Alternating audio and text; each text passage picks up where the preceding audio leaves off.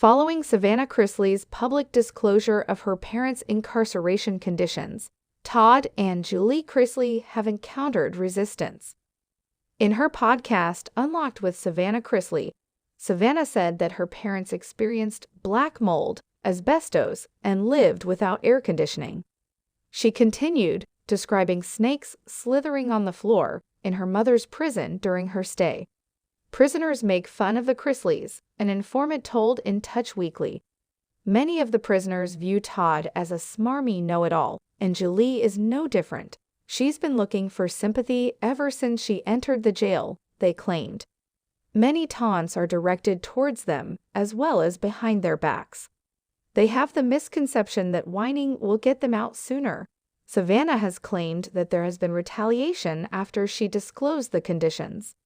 Since I began talking about everything, it's been really difficult for my parents, Savannah said earlier this month to Entertainment Tonight.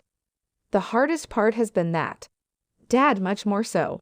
We need to be concerned about him, since there has been a lot of backlash, she stated. She continued by discussing how her father was being singled out by a correctional officer. As a result of my most recent posts, in which I called the prison a death trap, they are currently attempting to have him removed from the facility he is at. She added that her father has been prevented from speaking with his legal counsel.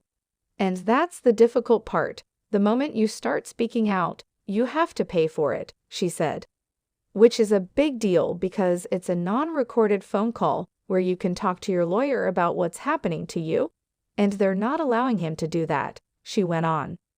We've had the conversation, and he said, I'm willing to be uncomfortable if it means that I can hopefully force and implement change.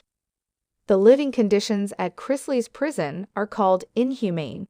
Savannah continued, calling the conditions in her mother's prison horrible and mentioning how the male guards treat the women like inferiors. And some of the male guards definitely talk down to the women who are incarcerated.